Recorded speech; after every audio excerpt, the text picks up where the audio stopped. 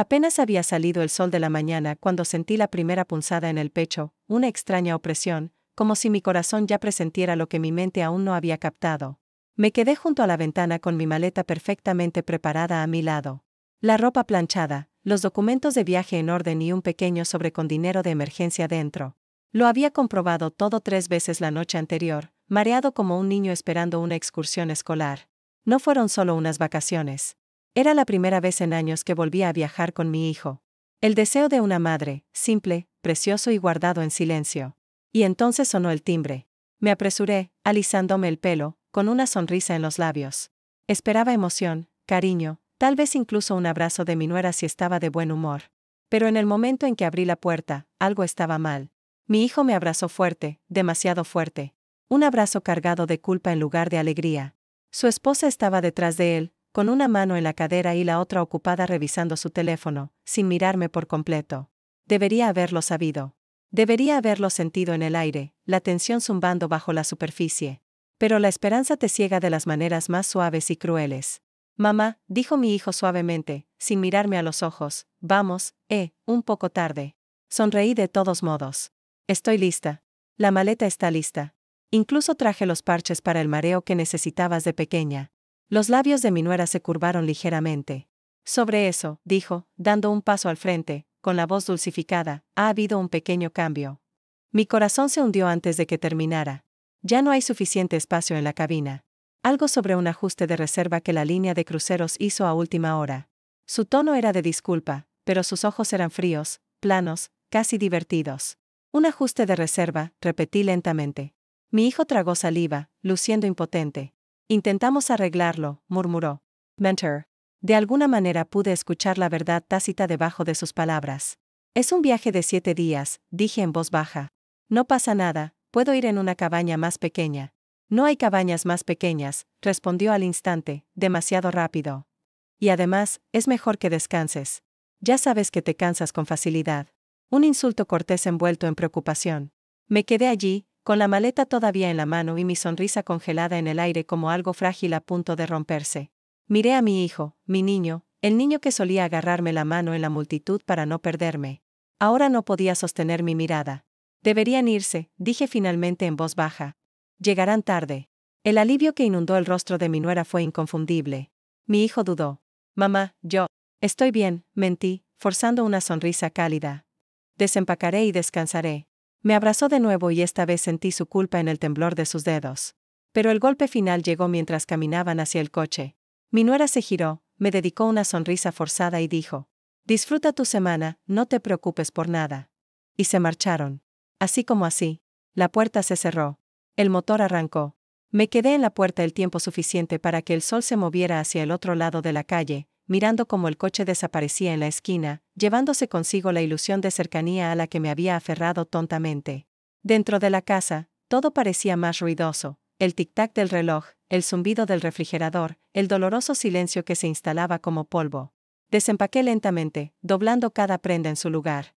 Una camisa. Una bufanda. Mi chal favorito. Cada prenda se sentía más pesada que la anterior. Me detuve a mitad del pliegue cuando una oleada de soledad me golpeó tan fuerte que tuve que sentarme. Entonces vino el golpe. Mi vecina, la señora Patel, echó un vistazo. Las noticias corren rápido en barrios como el nuestro.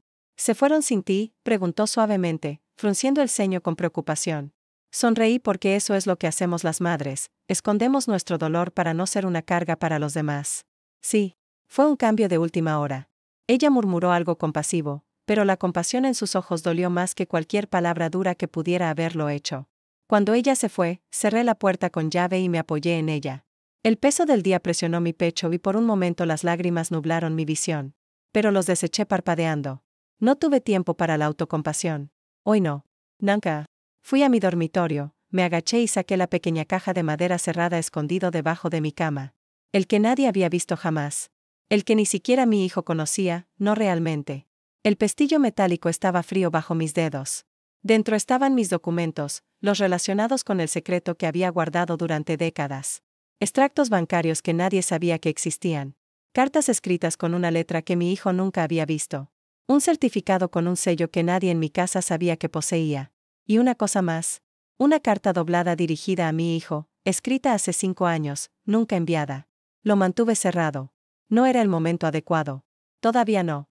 Entonces sonó el teléfono. Un número que reconocí al instante, uno que nunca guardé en mis contactos, pero que apareció con la suficiente frecuencia en mi vida como para ponerme nervioso. Respondí en voz baja. Todo va según lo previsto, dijo la voz al otro lado. ¿Sus instrucciones? Miré hacia la ventana, hacia el cielo brillante que se burlaba de mí con su alegría. Continúa, susurré. Terminé la llamada y volví a colocar el teléfono en el escritorio. Esa misma tarde llegó otra carta, entregada en mano. Sin sello de devolución. Sin remitente. Solo mis iniciales escritas a mano con elegantes trazos en el sobre. También lo metí en la caja. Por la tarde, el chisme ya se había extendido. Algunos susurraron que me habían excluido intencionalmente. Otros dijeron que debía haber hecho algo mal. Pocos creyeron que estaba bien. Pero ninguno de ellos conocía mi verdad. Ninguno de ellos conocía la vida que vivía en las sombras. Ninguno de ellos sospechaba del poder que mantenía oculto, silencioso e intocado. La noche cayó lentamente, envolviendo la casa en silencio. Me preparé un té, me envolví en el chal y me senté en la sala, con el teléfono sobre la mesa. 8 horas desde que se fueron. Habían pasado 7 horas desde que el barco partió. 6 horas desde que mi última lágrima. Entonces el teléfono vibró. El nombre de mi hijo apareció en la pantalla. Se me cortó la respiración. Debería haber estado relajándose, disfrutando del crucero. ¿Por qué llamaba? Respondí. Su voz temblaba, aterrorizada. Mamá. Una pausa. Una inhalación temblorosa. Mamá, ¿por qué nunca me dijiste la verdad? Mi corazón se detuvo. ¿La verdad? ¿Cuál verdad? ¿Qué part? ¿Qué secreto había descubierto? Antes de poder hablar, la línea crujió. Y se quedó en silencio. El teléfono me temblaba en la mano al contestar. La señal del crucero chisporroteaba con estática y el viento del océano aullaba en la línea. Pero la voz de mi hijo, trémula, tensa, aterrorizada, lo atravesó todo. Mamá, ¿por qué nunca me dijiste la verdad? Un escalofrío me envolvió la espalda. ¿Qué verdad? ¿Qué había descubierto allí, tan lejos de la costa, tan lejos de mi protección, que le hacía respirar entrecortadamente? Antes de poder hablar, la línea se cayó. El silencio se apoderó de mi sala. El tic-tac del reloj de pared de repente sonó demasiado fuerte, demasiado agudo, cada segundo golpeando como una advertencia. No entré en pánico. No exteriorment. Simplemente me quedé allí, dejando que el miedo se instalara en mis huesos antes de obligarme a moverme. Años de esconderme me habían enseñado bien, nunca reaccionar de forma repentina, nunca revelar demasiado. Los secretos, una vez entretejidos en una vida, se convierten en armadura y prisión a la vez. ¿Pero esto? Esto era diferente. Este era el pasado abriéndose paso hacia la superficie. Intenté devolverle la llamada, 1, 2, 10 veces. No hubo respuesta. Luego apareció un mensaje. Mamá, algo está pasando. Tengo miedo. El corazón me latía con fuerza en las costillas. Mi hijo, que rara vez mostraba miedo, que siempre creyó que la confianza de su esposa era suficiente para ambos, estaba asustado. Un segundo mensaje siguió. Se trata de papá. Y entonces me quedé congelado. Porque mi hijo no sabía todo sobre su padre. Él no sabía toda la verdad detrás de la noche que cambió nuestras vidas. Él no sabía por qué llevaba esa caja de madera a todas partes donde nos mudábamos. Él no sabía lo que yo guardaba oculto en la cuenta bancaria que nadie vigilaba. Él no sabía por qué una vez le susurré por teléfono a las 3 de la mañana, por favor, asegúrate de que no regrese nunca. Mientras luchaba contra el pánico creciente, alguien llamó a mi puerta principal. Esperaba a un vecino. Quizás al cartero. Pero era la hija de mi vecina, con los ojos muy abiertos y ansiosa. Tía, no quería decírtelo antes, pero, tu nuera dijo algo antes de irse. Mi pies rígido. ¿Qué dijo? Les dijo a sus amigos, si viene con nosotros, todo se complicará. Complicado. La palabra fue como una cuchilla. Ella sabía algo. O sospechaba algo. Tal vez incluso había indagado en mi pasado, un pasado que había pasado décadas enterrando bajo capas de silencio tranquilo y educado. ¿Dijo por qué? Pregunté suavemente. La chica dudó. Dijo, que no eras tan inocente como pareces. Un escalofrío me recorrió el cuerpo. Mi Nora no solo era fría. No solo era egoísta. Ella estaba cavando. Investigando. Tratando de comprender lo único que había protegido toda mi vida, a mi hijo de la verdad. La verdad sobre la desaparición de su padre. La verdad sobre la caja de madera. La verdad sobre la carta que hay dentro.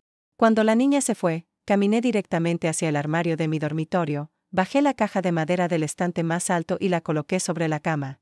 Mis manos descansaron sobre la tapa por un largo momento. Me había prometido a mí mismo que nunca lo abriría otra vez, a menos que no tuviera otra opción. Pero la voz asustada de mi hijo resonó dentro de mi cabeza. Levant la tapa. En su interior, los recuerdos volvieron como una marea. Una fotografía, mi yo más joven sosteniendo a mi hijo cuando era un bebé, su padre de pie junto a nosotros con una sonrisa que nunca llegó a sus ojos. Una carta doblada, uno que nunca había enviado por correo. Una tarjeta de policía, el número del detective que me dijo, si alguna vez vuelve a contactarte, llama inmediatamente. Una unidad USB, que contiene la última grabación de la voz de mi marido, la que me heló la sangre la primera vez que la escuché. Y debajo de todo ello, envuelto en una tela desgastada por el tiempo, una pequeña llave de plata. La llave que abrió el casillero que le había ocultado a mi hijo durante toda su vida. La llave que contenía la verdad. Mi teléfono volvió a sonar. Esta vez, era Mark, el amigo de mi hijo, que se había quedado en casa. Tía, no quiero asustarte, pero algo está pasando en el crucero. Agarré el teléfono. ¿Qué quieres decir? Hicieron un anuncio de emergencia. Están interrogando a algunos pasajeros. Algo sobre problemas de identidad. Alguien con un nombre falso. Alguien que no debía estar en el barco. Se me hizo un nudo en el estómago. ¿Sabes quién?, susurré. No, dijo Mark. Pero tu hijo me envió un mensaje antes de que se le apagara el teléfono. Dijo. Es sobre mamá. Por fin lo sé. Mi respiración se quebró. Había encontrado algo. ¿Lo había empujado mi nuera? ¿Había dicho algo? ¿O alguien más en ese barco había conectado los cabos? Porque solo había 3 personas que sabían lo que pasó la noche en que desapareció mi marido. A mí, el detective, y el hombre que me prometió que se encargaría de la situación. Y no había sabido nada de ellos dos desde hacía años. Hasta el mes pasado, cuando recibí esa carta anónima en mi buzón. Él no se ha ido.